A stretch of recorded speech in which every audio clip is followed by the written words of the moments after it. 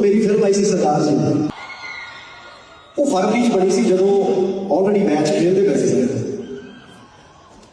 ਪਰ ਅਸੀਂ ਜਿਹੜੇ ਸਾਡੇ ਬਹੁਤ ਹੀ ਦੁਖਦਾਈ ਘਟਨਾ ਹੋਈ ਪਹਿਲਗਾਮ ਅਟੈਕ ਦੀ, ਅਸੀਂ ਉਦੋਂ ਵੀ ਨਿੰਦਾ ਕੀਤੀ, ਉਦੋਂ ਵੀ ਅਰਦਾਸ ਕੀਤੀ, ਅੱਜ ਵੀ ਅਰਦਾਸ ਕਰਦੇ ਹਾਂ ਕਿ ਜਿਨ੍ਹਾਂ ਨੇ ਵੀ ਉਹ ਹਮਲਾ ਕੀਤਾ ਉਹਨਾਂ ਨੂੰ ਸਖਤ ਤੋਂ ਸਖਤ ਸਜ਼ਾ ਮਿਲਣੀ ਚਾਹੀਦੀ। ਅਸੀਂ ਆਪਣੇ ਦੇਸ਼ ਦੇ ਨਾਲ ਪਰ ਜਿਹੜੇ ਹੁਣ ਮੈਚ ਹੋਏ ਨੇ ਇਹਨਾਂ ਦੇ ਮੇਰੀ ਫਿਲਮ ਦਾ ਫਰਕ बहुत है। साड़ी फिल्म पहला शुरू हुई थी, मैच बाद शुरू। फिल्म बनी थी तब तो सिचुएशन सब ठीक था। मतलब जब ये हमने शूट किया फरवरी में शूट किया तब सिचुएशन ठीक थी, सारा कुछ सही चल रहा था। उसके बाद तो बहुत सारी चीज़ें, बड़ी चीज़ें हमारे हाथ में नहीं है। तो ये प्रोड्यूसर्स ने डिसाइड किया कि ये फिल्म ऑब्वियसली अब इंडिया तो नहीं लगेगी, तो इसको ओवरसीज रिलीज़ करते हैं। तो ऑब्वियसली इनका बहुत पैसा लगा हुआ है और जब ये फिल्म बन रही थी तब ऐसा कुछ था नहीं। तो ठीक है, फिर वो ऑलरेडी लॉस, मतलब उनके दिमाग में है कि लॉस तो होगा 100%, क्योंकि एक टेरिटरी आप उसमें माइनस कर रहे हो। कि बीते 10 सालों में लाइव इवेंट का चलन और डिमांड दोनों बढ़े। ये इस बात का प्रमाण है कि लाइव कंसर्ट्स के लिए भारत में कितना स्कोप है। मेरा राज्यों से, प्राइवेट सेक्टर से आग्रह है कि कंसर्ट इकोनॉमी के लिए जरूरी इंफ्रास्ट्रक्चर पर फोकस करें, जरूरी स्किल्स पर फोकस करें। इवेंट मैनेजमेंट हो, आर्टिस्ट की जूमिंग हो, सिक्योरिटी और दूसरे इंतजाम हो, इन सभी में नई संभावनाएं बन रही है। Hello people, welcome back to the channel D discuss. चलो जी, आज बात कर लेते हैं एक ऐसे बंदे की जो जहां जाता है वहां या शो छा जाता है या controversy. Yes, I am talking about one and only Diljit Dosanjh.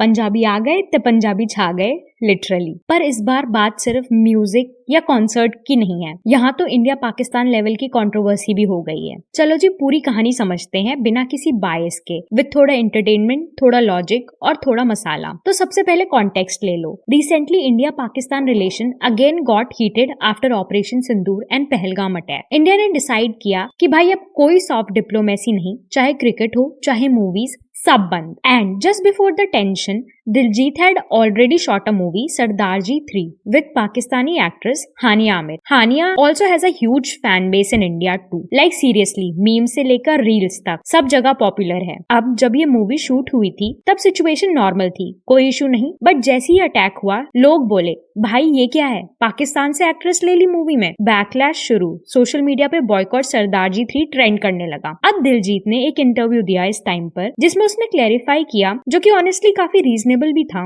उन्होंने बोला मूवी पहले बनी थी जब सब नॉर्मल था, प्रोड्यूसर्स का पैसा लगा है and we are a small industry, please understand. तो जब ये फिल्म बनी थी तब तो सिचुएशन सब ठीक था। मतलब जब ये हमने शूट किया फरवरी में शूट किया तब सिचुएशन ठीक थी, सारा कुछ सही चल रहा था। उसके बाद तो बहुत सारी चीज़ें, बड़ी चीज़ें हमारे हाथ में नहीं है। तो ये प्रोड्यूसर्स ने डिसाइड किया कि ये फिल्म ऑब्वियसली अब इंडिया तो नहीं लगेगी, तो इसको ओवरसीज रिलीज़ करते हैं। तो ऑब्वियसली इनका बहुत पैसा लगा हुआ है और जब ये फिल्म बन रही थी तब ऐसा कुछ था नहीं। तो ठीक है, फिर वो ऑलरेडी लॉस, मतलब उनके दिमाग में है कि लॉस तो होगा 100%, क्योंकि एक टेरिटरी आप उसमें माइनस कर रहे हो।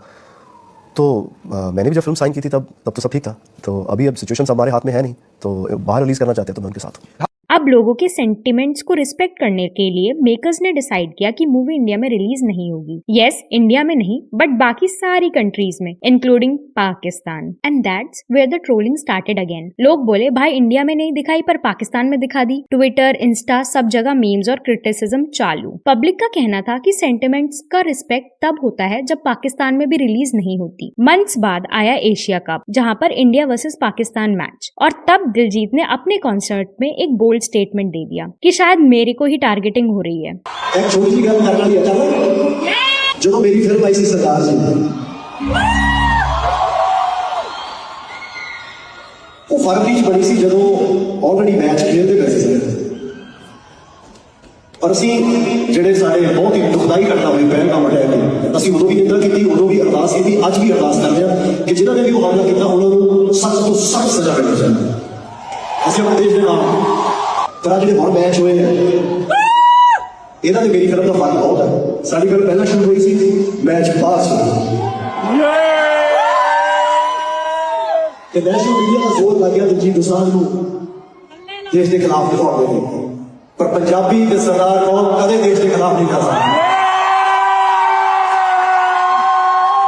मेरे को बहुत जवाब है, मैं चुप रहा, मैं अपने अंदर रखिया सारी गल्लां, मैं बोलिया नहीं, मेरे को जवाब बहुत। और एक्चुअली ये पॉइंट गलत भी नहीं था, बिकॉज अगर प्रिंसिपल ये है कि हम हर एक कल्चरल एक्सचेंज बंद कर देंगे, जो कि अकॉर्डिंग टू मी होना भी चाहिए after such heinous act of terror, तो क्रिकेट भी तो एक एंटरटेनमेंट फॉर्म ही है ना। सो वैलिड क्वेश्चन, रूल्स सिलेक्टिव क्यों? अब ये पहली बार नहीं है जब दिलजीत कंट्रोवर्सी में है। याद है ना उनका Twitter war with Kangana during farmers protest. अरे भाई कंगना ने सोचा होगा कि गबरू तो वेरी ना भी मिठा बोलता, तो चलो पंगा ले लेते हैं। पर भाई दिलजीत ने फुल पंजाबी स्टाइल में जवाब दिया, गल्ला नाल नी काम नाल दस दे हाँ केड़ा बंदा किद्दा। That fight literally become meme gold भाई, मीम गोल्ड। बट रिसेंटली अभी दिलजीत अपनी एक नई स्टेटमेंट को लेकर न्यूज में है। जब दिलजीत का लास्ट ईयर कॉन्सर्ट हुआ था तो इंफ्रास्ट्रक्चर को लेकर काफी ज्यादा इशू हुआ था फ्रॉम स्टेट टू स्टेट, कि जैसे वो अपने गानों में लिकर जैसे शब्दों का यूज काफी बार करते हैं एंड ऑल। तो उन्होंने ये बोला था कि आप पूरी इंडिया को ड्राई स्टेट घोषित कर दो, मैं एक भी गाना नहीं बनाऊंगा। अब सिर्फ इतना ही नहीं, बात इंफ्रास्ट्रक्चर पर भी थी। ही सेड कि क्राउड मैनेजमेंट, साउंड सेफ्टी सब वीक है। एंड लिटरली मोदी जी ने भी अभी कॉन्सर्ट इंफ्रास्ट्रक्चर को लेकर बयान दे दिया। आप देख रहे हैं कि बीते 10 सालों में लाइव इवेंट्स का चलन और डिमांड दोनों बढ़े। ये इस बात का प्रमाण है कि लाइव कंसर्ट के लिए भारत में कितना स्कोप है। मेरा राज्यों से, प्राइवेट सेक्टर से आग्रह है कि कंसर्ट इकोनॉमी के लिए जरूरी इंफ्रास्ट्रक्चर पर फोकस करें, जरूरी स्किल्स पर फोकस करें। इवेंट मैनेजमेंट हो, आर्टिस्ट की ग्रूमिंग हो, सिक्योरिटी और दूसरे इंतजाम हो, इन सभी में नई संभावनाएं बन रही है।